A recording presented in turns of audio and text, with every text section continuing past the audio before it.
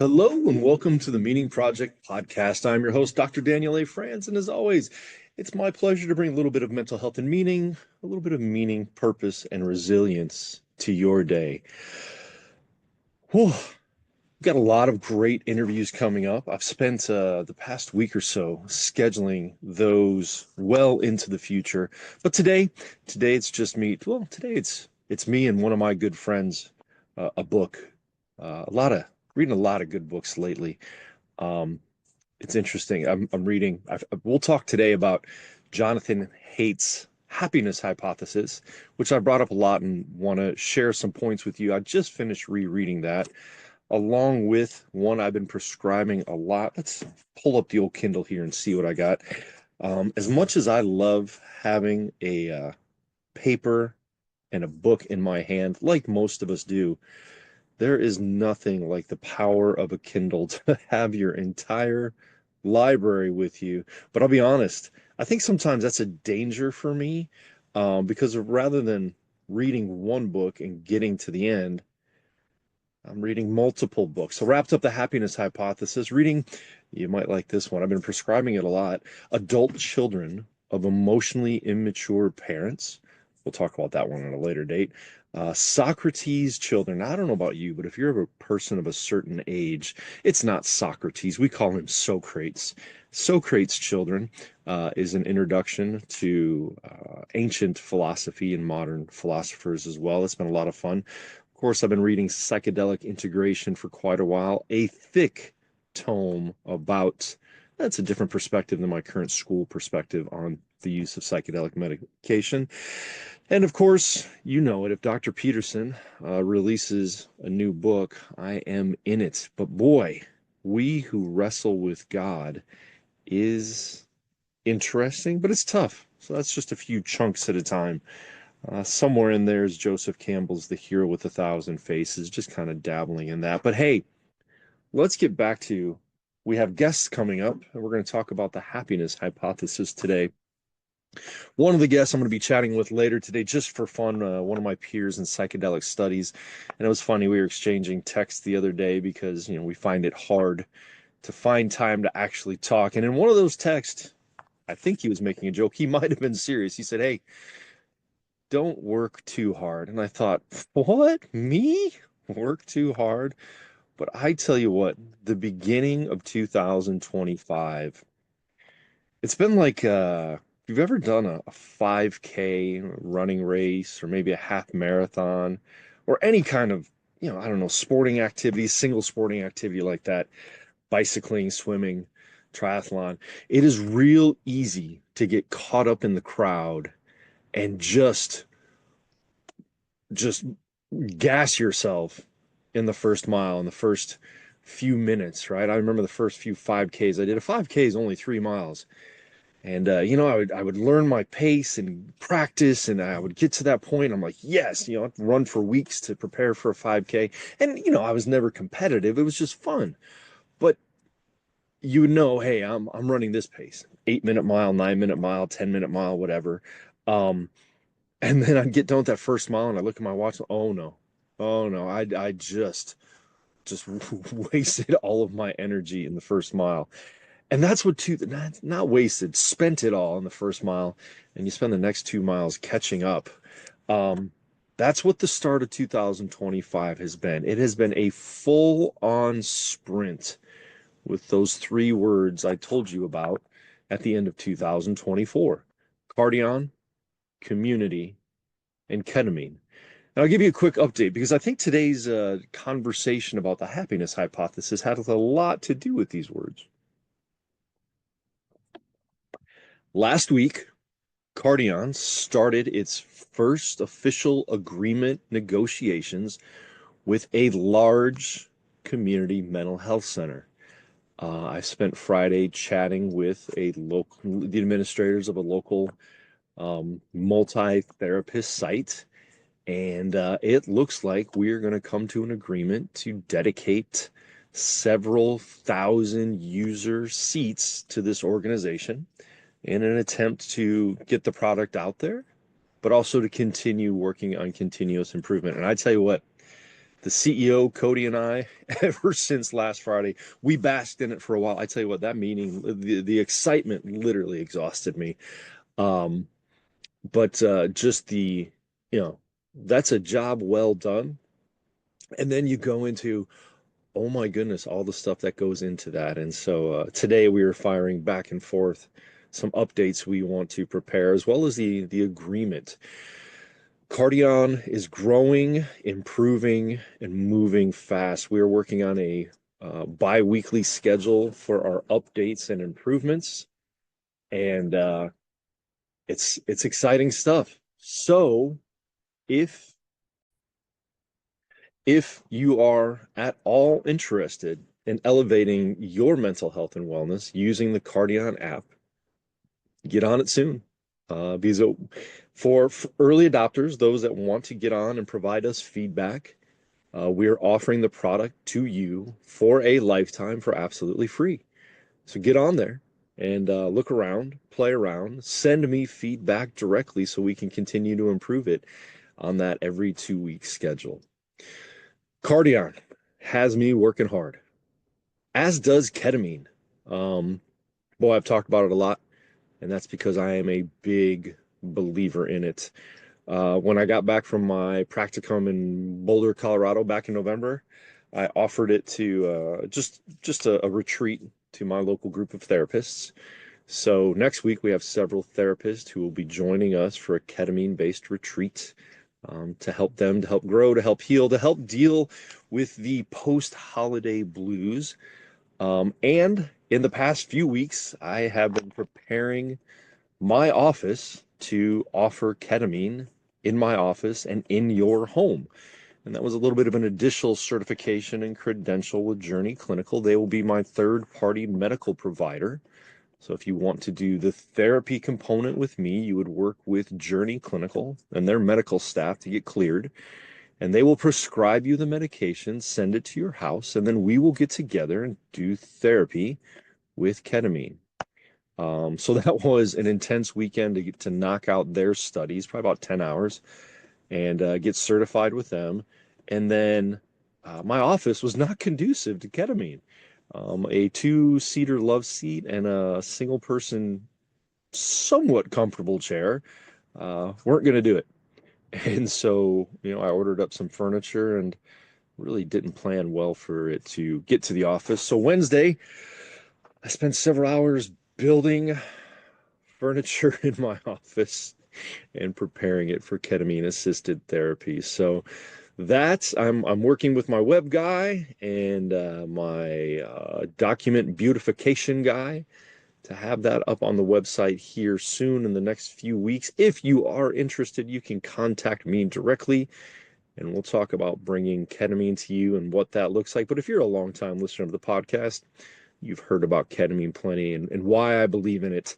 But of course, there'll be more information on the website. So that's been a sprint. Cardion, ketamine, and I am passionate about bringing the past 25 years of training, education, and experience into some kind of meaning project community. And I haven't been sprinting on that because, well, for goodness sake, I just haven't had the time because, as my good friend Rob says, working a little too hard right now. But the goal is, especially after my practicum in Oregon in a few weeks, to really start recording videos encapsulating all I know in logotherapy and ketamine and psychedelic assisted therapy and all the other stuff I've collected over 25 years so we can get together, not in my office, not one-on-one, not on the Zoom, well, maybe on Zoom once in a while, but in a community setting. So be looking for the Meaning Project community because that will be, if it's a 5K, if it's 3 miles, I'm going to say right now, ketamine, boy, CEO Cody would not be happy to hear this, but ketamine is mile number one, sprinting on that. And quite honestly, if you were to contact me today, I could set you up with an appointment to begin ketamine assisted psychotherapy in the next 1 to 2 weeks. So that's definitely mile one. Mile two is Cardion. We've come to a handshake agreement with the first large organization to adopt the app. and which will help us grow and pursue funding. That is mile two. That is, I was kind of joking. There's a lot of football on this weekend, so I'm going to spend some time watching football and feeding updates into the Cardion app. Some cool updates Cody and I are working on. Each card we currently have in there will kind of have two adjunct pieces of information with it. Real cool stuff. So Cardion is mile two, and then that meeting project community. That's going to be the finish line. That's going to be when I cross the tape and maybe finally rest. Maybe not. Who knows? I guess that's the thing, and I've said it a lot before. When you get to do the amazing, fun, enjoyable, connecting work that I am blessed by you to be able to get to do, it's not really work. But if I continue with that attitude, one of these days I will just fall from exhaustion and it will feel like work. But in the meantime, let me share with you my findings from The Happiness Hypothesis by Jonathan Haidt. I love this book. I first read it probably, oh, I don't know, 5, 6 years ago, and it was really insightful and transformative. And I often quoted it poorly in my office. So I wanted to go back and really knock out some highlights in it and pull some stuff up. And so what I wanted to share with you today, it was just a few of my highlights. You know, I've talked about, I'm sure you've heard me on the podcast from time to time talk about this metaphor of the rider and the elephant, and Haidt uses it throughout the book. I forgot how much. It's in the first several chapters. So if you don't mind me reading to you just a little bit, some of the points on the rider and the elephant. The very first one, right? He says the first truth is a foundational idea of this book.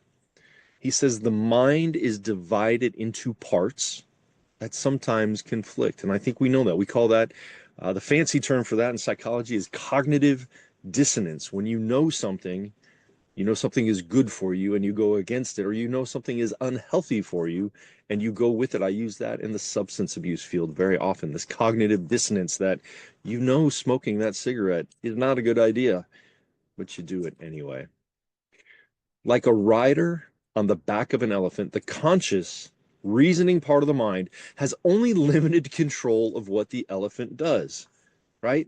Our conscious reasoning mind does not always control where the mind goes, what the elephant part of the mind does. Nowadays, we know the causes of these divisions. And in a few ways, to help the rider and the elephant work better as a team. You know, I love that throughout the book. It's not about the rider gaining control of the elephant. It's about the elephant and the rider working as a team. The second idea about how thinking makes it so, or as Buddha said, our life is the creation of our mind. We can improve this ancient idea today by explaining why most people's minds have a bias towards seeing threats and engaging in useless worry. I think that's the source of a lot of our anxiety today. We can also do something to change this bias by using some techniques that increase happiness, one ancient and two very new. So that's around page 10 of the happiness hypothesis. And that's throughout the book. He talks about the divided mind, the yin and the yang, the order and the chaos. He goes on much later in the book to say, in sum, the rider is an advisor or a servant, not a king, not a president or charioteer with a firm grip on the reins, right? Our rider in our mind is an advisor or sometimes a servant, but not a dictator. It is Gazzaniga's interpreter module. He cites some Gazzaniga research in there. Excuse me. It's an interpreter module. It is conscious, controlled thought, right? That's the thought that I'm having right now as I'm reading this and thinking through what I want to present to you. On the other hand, the elephant, much larger, is everything else. The elephant includes gut feelings, intuitions, visceral reactions, emotions, and intuitions that comprise much of the automatic system in the mind. The elephant and the rider each have their own intelligence, and when they work together well, they enable the unique brilliance of human beings. But they don't always work well together, whether it's cognitive dissonance when it's the unconscious becoming conscious, when the conscious is run amok. Um, Sometimes we don't always work as well as we want to. And in the happiness hypothesis, Haidt has some very uh, research based. I just love this book, right? Because it goes into modern psychological research, but then also compares that to um, ancient wisdom.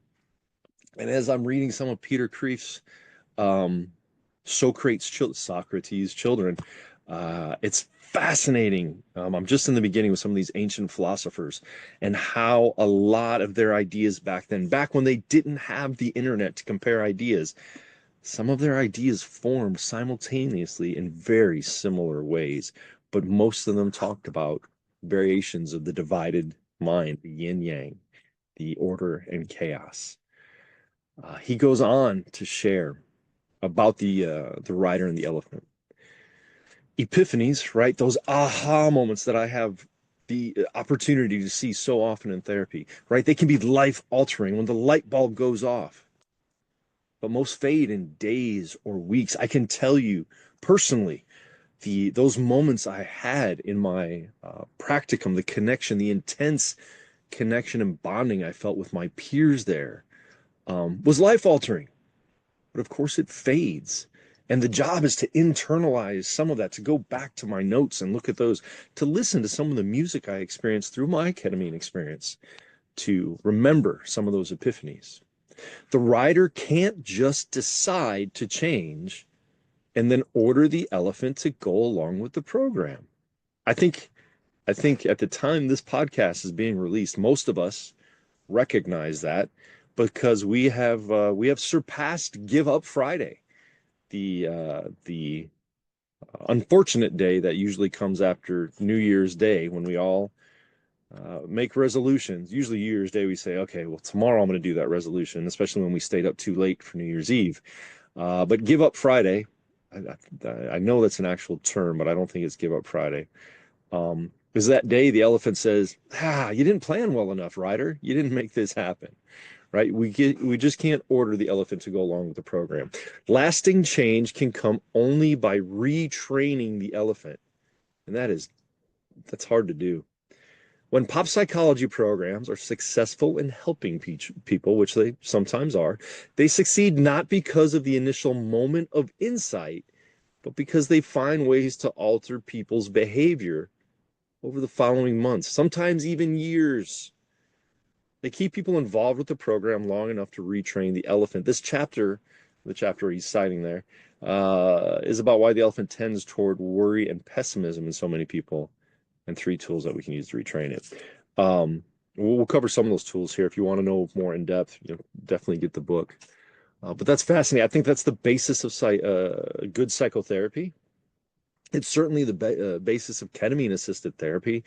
I've been a big fan of ketamine for a long time. I've talked to you on the podcast about some of the proof I've seen of its efficacy, but the efficacy doesn't last, in my mind, as well without good psychotherapy to go with it. You can go get ketamine treatments. I have. They've been amazingly enjoyable, but the therapy doesn't last if you don't do the continued work. In ketamine therapy, it's at least 6 to 8. Sometimes in psychotherapy, I had this amazing conversation earlier this week. I think that's why I feel like I've been so busy. So, along with my usual clinical week, a lot of chance meetings with amazing people. And I met a member of, I guess we can call it the psychedelic underground, who talked to me about their experience with mushrooms in an indigenous culture. This person went to South America to engage in some mushroom work and studied there to be able to offer it to people that they knew, and had commented to me in our conversation that mushroom ceremony did for me in a few days what 10 years of psychotherapy struggled to do, right? So there's a balance to be had there. Sometimes, I mean, if you're in psychotherapy for 10 years without, well, I don't know. On the other hand, it's another example this week. I've shared with you before an individual that came to my office. I don't know, it may have been 10 years ago. And it was one of those mysteries where I felt like unfolded for me right in session. This person had been drinking copious amounts of alcohol to avoid and escape, and couldn't figure out why. And honestly, not to pat myself on the back, I felt like in that first session, I was like, well, here's the problem, and I identified it. And he said, no, that's not it. And it took a period of weeks and months of kind of working around that issue for it to finally come to resolution for the person to say, oh, I think I figured it out. And that's part of the magic of psychotherapy. I might have all this amazing insight, but quite honestly, nobody gives a damn until it becomes their insight. And we have to work together for that to happen. And then further, insight isn't always action, right? As this says, epiphanies can be life altering, but most fade in days or weeks just because that person had that epiphany. It literally took until just last week for the behavior to change. Now, we weren't meeting weekly during that time, but it was a period of, they would come in every few months and we would talk, and then they would kind of go back and do some of the work, and then we would talk. And eventually, well, some big decisions were made, and it was very exciting to be a part of that. So the rider doesn't always control the elephant. It is a servant, an advisor. It's not a king, a president, or a charioteer with a firm grip on the reins. But there are ways that you can help the rider and elephant work better together. It took me, I've had that book on my shelf and in my Kindle. My goodness, I think I have multiple copies of The Happiness Hypothesis. I know there's one in my office. I think there's one behind me. There's one on the Kindle. Um, it's a beautiful cover because it actually is a picture of a rider and an elephant. You're halfway to buying it if you go look at it on Amazon. So give it a check. Um, he goes on, and this is where Haidt and I may disagree, but I think this book was written, it may have been 8 or 10 years ago. So it's still got very good science in it, and obviously ancient wisdom is well, ancient. It's been there for a long time. But he talks about our common daily medications, our antidepressants, our SSRIs, our the subtle serotonin re-up. Subtle? Is that right? No, that's not subtle. I can't. Oh my goodness. So frustrated with SSRIs. I can't remember what the first S stands for, but serotonin reuptake inhibitors. Um, he likes them. Just point blank, right? He goes off to say, um, I question the widespread view that Prozac and other drugs in its class are overprescribed. You've heard me before, you'll hear me again. I think they're overprescribed. But this is where he comes up with one of my favorite terms I've ever read. It's easy for, sorry, I love this phrase. It's easy for those who did well in the cortical lottery to preach about the importance of hard work and the unnaturalness of chemical shortcuts. The cortical lottery. Your brain was just born lucky, he wants to believe, and that you have good neurochemistry. I'm a big believer that, our when we're born, our neurochemistry is just a mess. And sometimes parenting and life and different things make it a mess, but there are always things we can do to improve it. And I'm not a fan of SSRIs. I do like ketamine. I like psilocybin. I like, man, this could get me in trouble, but prescribed, managed, appropriately used cannabis can be good for regulation. The brain has an endocannabinoid system meant to take in those molecules for self-regulation. I'm not saying anybody should be out there getting high all day, every day, but please let us do the research to see what works. Because SSRIs were originally created for epilepsy and seizures. And then we found out as an adjunct on the side, we're like, oh, this helps people's moods. Don't get me wrong, ketamine's the same way. It was created as an anesthetic. Um, yeah, anesthetic, right? To relieve pain on the battlefield, relieve pain in the hospital room. And then we found out, wow, people's depression is getting better. I just saw, I think I've told you, I just saw the other day in a lecture, proof that ketamine for 10 to 14 days after initial dose grows the synapses in your brain cells grow after ketamine use. How flipping cool is that? They don't grow after SSRIs, but I digress from Haidt's work. Um, let's see, unnatural chemical. So for those who, through no fault of their own, ended up on the negative half of the affective style spectrum, Prozac is a way to compensate for the unfairness of the cortical lottery. Yeah, but there are other ways too.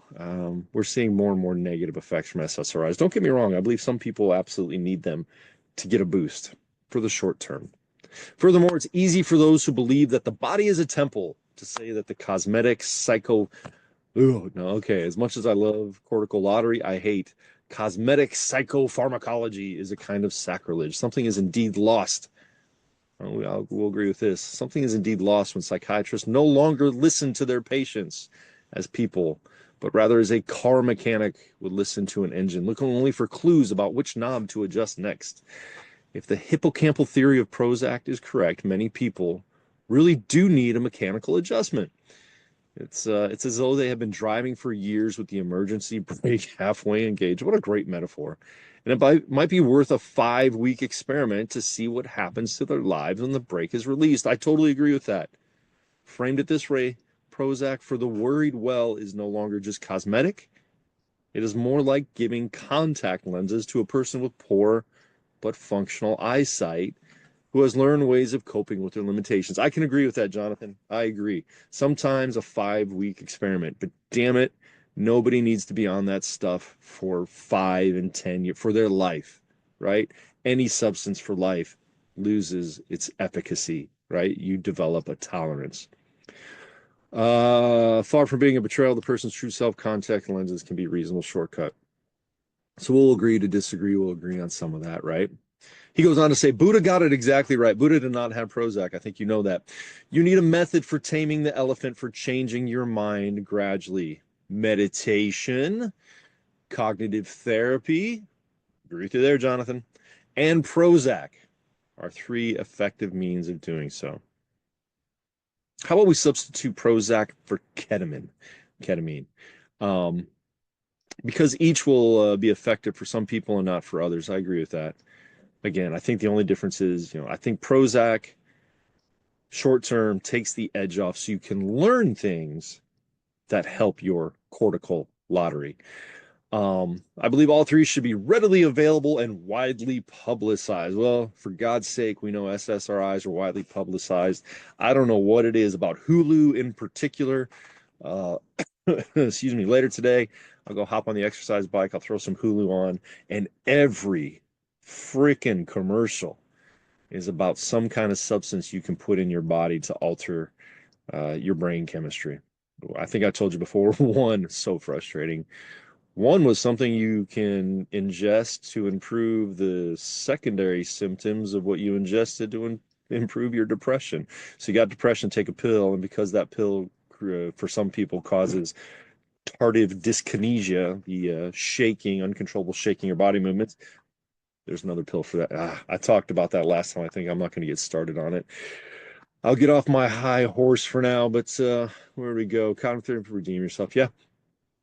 So there are ways, meditation, cognitive therapy, changing your environment, Prozac sometimes, that we can increase our opportunities for happiness. But now, here we go. These are 2 of my favorite ones.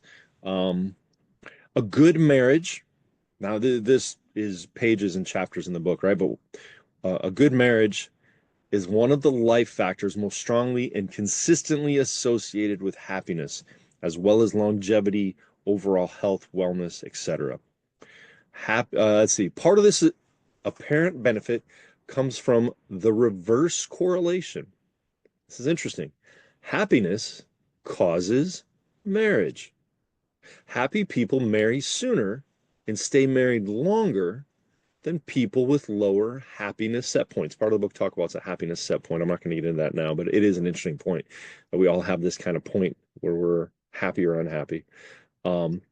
Both because they are more appealing as dating partners and because they are easier to live with as spouses. But much of the apparent benefit is in a real and lasting benefit of dependable companionship. We are all wired for connection, and having a trusting, connected companion just makes life better, makes us happier. There's a good positive spiral there, right? Um, Companionship, a basic need that we never fully adapt to it or to its absence. And I think that's fascinating, right? We all know even healthy marriages have their difficulties that we never quite adapt to, but we certainly don't adapt to missing that partner. So, marriage, watch out now, folks. Haidt provides a lot of evidence, what I say many times, right? That religious people are happier on average than non-religious people. And this effect arises from the social ties that come with participation in a religious community, as well as from feeling connected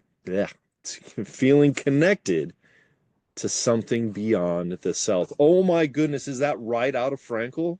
Connected, transcendent, something beyond ourself. Being in a healthy marriage, a healthy committed relationship where we do things for other people that transcends the self. Oh my goodness, Haidt proves Frankl. Frankl proves the happiness hypothesis. 170 some episodes, and there it all is summed up in that few lines from the happiness hypothesis.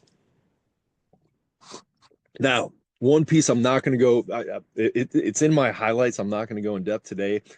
Call this a teaser, but this was really cool, right? There is true brain research, right? There is an off button, right? We call it the off button for the self in the parietal lobe, where in the psychedelic world, we call that ego dissolution. It's a mystical experience. It's where we realize I'm not just me, but I'm interconnected with others, right? And as I'm reading the book, he doesn't put this in there, but I put a personal note in my pages. I'm like, oh my goodness, is that off button in the parietal lobe? Is that the nature of psychedelics? Is that what psychedelics do for us by somehow impacting that part of the brain? I'm going to go deeper into that after my experience in Oregon. So we will talk about that later, but I wanted to get to the beautiful summation of this book, the synopsis, the last few pages. And I posted this on my socials a while back. I think it was probably LinkedIn and Facebook. So if you're not following me on LinkedIn or Facebook, you could have been an early adopter of this idea, but hop on over there and take a look. This is really cool, right? This summarizes everything he has in the book. And it's kind of funny how he starts out. It's called The Meaning of Life. Man, I think he only cites Frankl in this once, but Jonathan Haidt, you should get to know Viktor Frankl a little bit better. The meaning of life. What can you do to have a good, happy, fulfilling, and you know it, here's the word, meaningful life? What is the answer to the question of purpose within life? Now, he writes that very specifically, and we'll get to that. Right? He goes on to say, I believe the answer can be found only by understanding the kind of creature we are, divided in the many ways we are divided. We are shaped by individual selection to be selfish creatures who struggle for resources, pleasure, and prestige. And we are shaped by group selection to be hive creatures who long to lose ourselves in something larger. That was a great chapter on our group psychology. We are social creatures who need love and attachments, and we are industrious creatures with needs for affectance, able to enter a state of vital engagement with our work. There's a bunch of chapters talking about love and attachments and work and how they bring about, it's funny, don't work too hard. I love it. It brings me happiness. Now, it brings me exhaustion too. It's funny.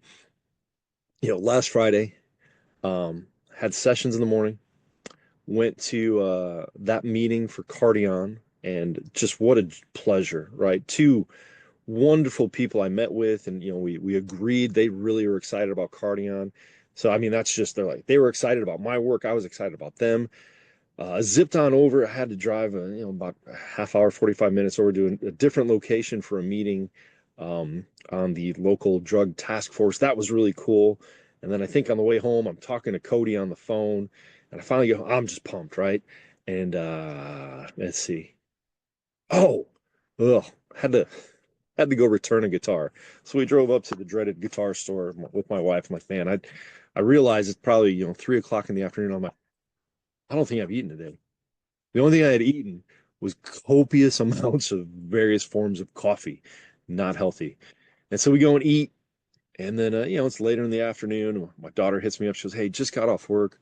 Would love to meet for an adult beverage. Who am I to turn down my daughter and a delicious adult beverage? And we get there, and she's there with her and I'm pumped. I'm excited to see her. I'm like, oh my goodness, your coworkers here. We get to meet them.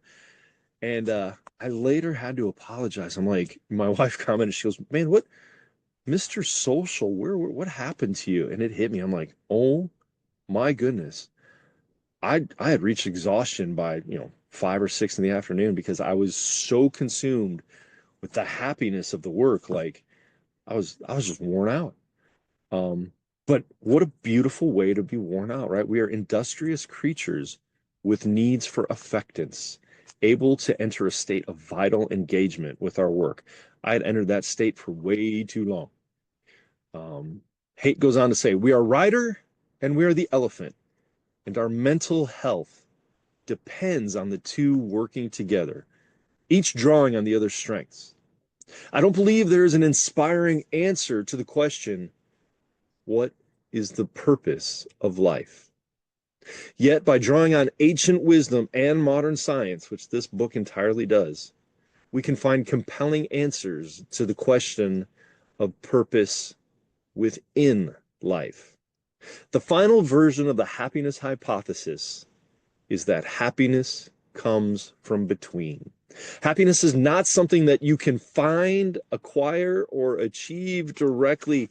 How often have I quoted Dr. Viktor Frankl in that you cannot pursue happiness? Come on, everybody, repeat it with me. You've heard it enough. You cannot pursue, but happiness must ensue from the pursuit of that which is meaningful. Happiness is not something that you can find, acquire, or achieve directly. You have to get the conditions right and then wait. Oh my goodness. It's like he's inhabiting Frankel there. Some of those conditions are within you, such as coherence among the parts and levels of your personality. Other conditions require relationships to bring about, oh, I'm sorry. Other conditions require relationships to things beyond you. Just as plants need sun, water, and good soil to thrive, people need love, work, and a connection to something larger. And I would go on to say, to find happiness, to find that which is good in life, people need meaning, purpose, and resilience. The last little bit from Haidt, it is worth, one of my favorite words right here, it is worth striving to get the right relationships between yourself and others, between yourself and your work, and between yourself and something larger than yourself.